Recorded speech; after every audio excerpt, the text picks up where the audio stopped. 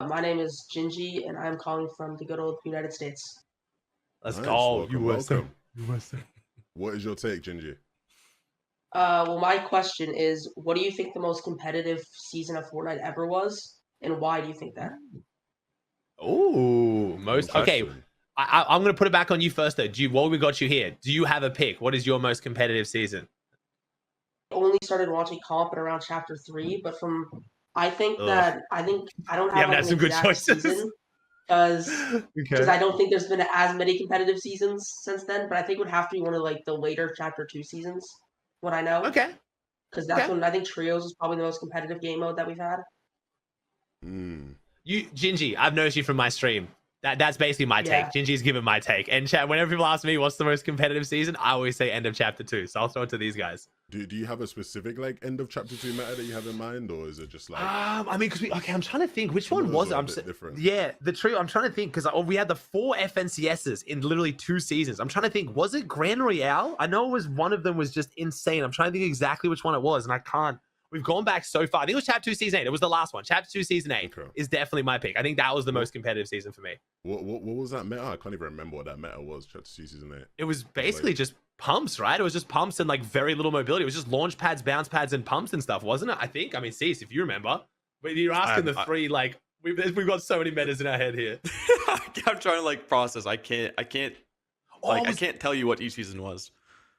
Oh, Peppers. Yeah, it was Peppers. Was it Aliens? Not Aliens, though. If it was Aliens, I'm taking back my answer. I was 100% wrong. If it's Aliens, I am retracting my statement. I apologize. Aliens was kind of goofy as. I thought it was end of chapter 2, but I might be misremembering. If I have to not say it's end of chapter 2, then I don't know. Ceice, what's your pick then? I think I'm trying to seriously think about this. I want to say back like chapter 1 might have been one of the better competitive seasons because it was also simple back then. But I think off the top of my head, what's like pushing me to say this is Solo All Stars. I think was one of the better metas. Yeah, because like it had like the cow ball where you'd bounce around, but it was also it had a great like there was enough loot on the map. Like it was like I think like maybe 2 weeks before that, it was like the black POIs, like the metal black buildings were kind of spread around the map. So those were like new solo spots that were added. Like it was really good timing for a solo event to come out. It wasn't like like this map is horrible for trios. Like it's just probably the worst trio map of all time.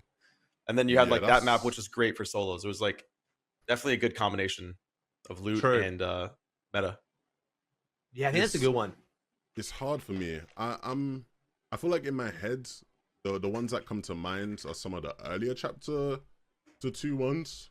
Chapter 2 season 5, I feel like was a good one off the top of my head. You got to remember though, like meta wise, those weren't horrible metas, but the controllers was just the whole conversation was controller, controller. Especially earlier, especially like early chapter 2 was especially like season 1, season 2, like the controller talk was really bad. I remember like it's hard for me to pick like a most competitive one. I remember season 1, outside of people complaining about controllers, like squad season 1, there wasn't really much in the game that could like mess you up.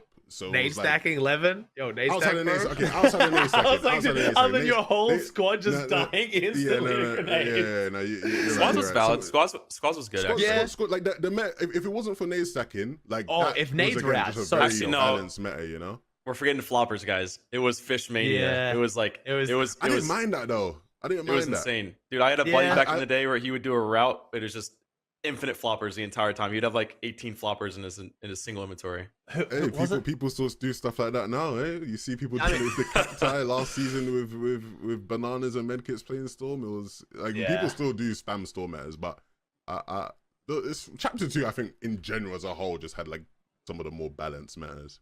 Yeah, that we've seen. I have to agree with that one. I like that one as well. I mean, it's so hard though, because if we got a truly entirely balanced meta though, it would be so boring too. Like when you just mentioned there, imagine chapter 2 season 1, no grenades, no RPGs, no floppers. Like it's that style of game I feel like people always they say they want, but I feel like if we ever got it, that would be what kills competitive Fortnite. Like it would just be so repetitive and bland. I don't know. At least for me. Again, I'm watching more than playing. I don't know from a player standpoint, but I would get over that. I'm not really sure. That.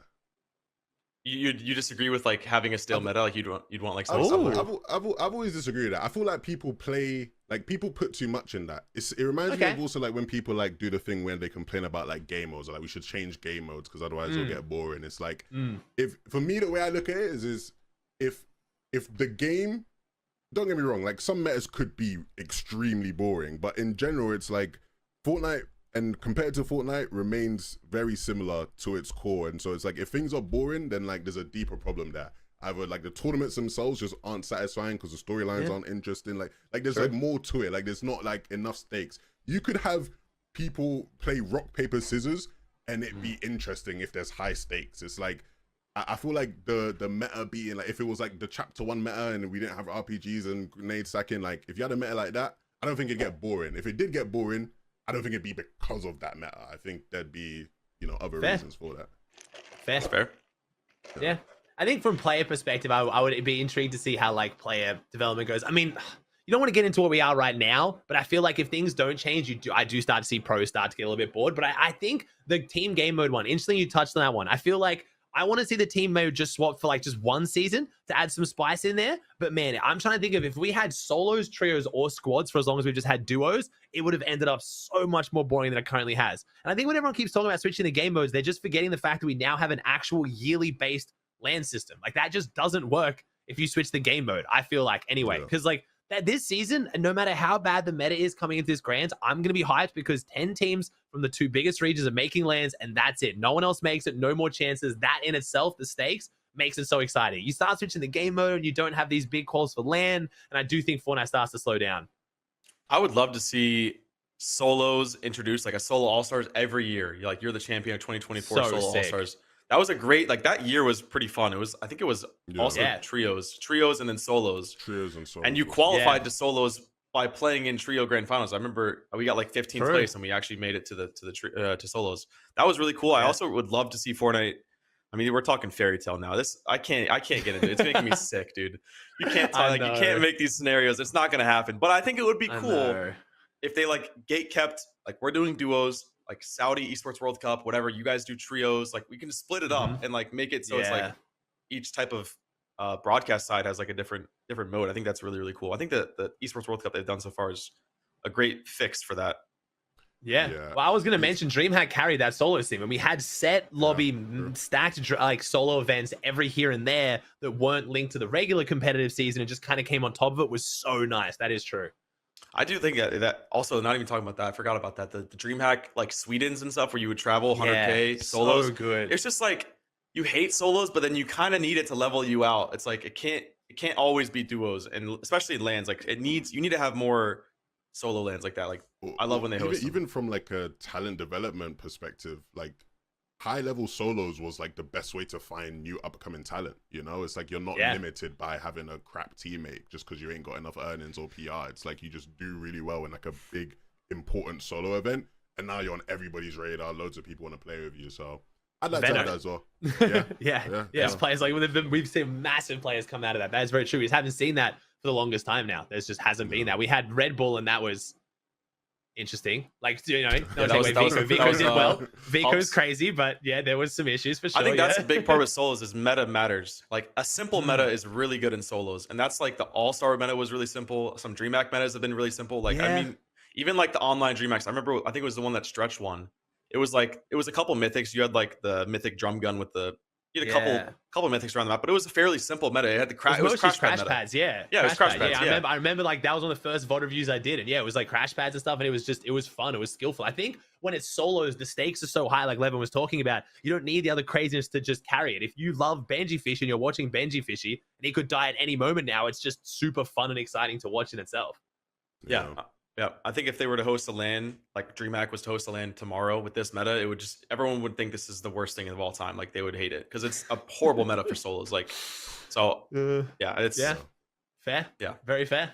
So what are we putting? So we're putting Alien Season, maybe end of Chapter 2. So it seems like we pretty much talked about all Chapter 2. So the Chapter 2 metas, basically most competitive metas as far as this call goes, anyway.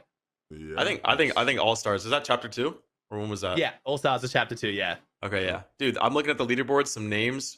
Pam, Stu, Casker, Kanata, Slacks, Tradix, Dubs, Bucky, Peterbot, Ceice, Edgy. Then we had Tayson, Vino, Nebs, Kinzel, Reason, Trippern, Thomas, Festroki. Like, dude, there's some names. On West, we had Batman Booga, Epic Whale, Riverson. Like, dude, names that like back then you're like, who is Batman Booga? Who is like who are these players? And now they're like full on like competitive players. It's really That sick. is Solos does really crazy. shape competitive for sure. Yeah, wow, those names are all so relevant now, but at the time it would have been like Peterbot, Batman Boogie. Yeah, some of those names would have been like, like these people suck. Like, where are these randoms? Where are these randoms coming from? Who is Peterbot? Who is Peterbot? I always get that effect. Like, if you go back and watch the early Dream Hacks, like, go back and watch some of those early Dream Hacks, you'll see players who, like, you're like, damn, he was around back then still, but it was just like he was just a complete random to the scene at the time. It was crazy. You get so much of that effect. We did kind of get sidetracked, but thank you very much, Gingy, for thank you, Gingy, for the question. That was nice. Hey, if you enjoyed that video, you can watch the full podcast right here. Just click on it, watch the full episode. You've already watched this video. You might as well watch the full podcast right here. Go on, click it.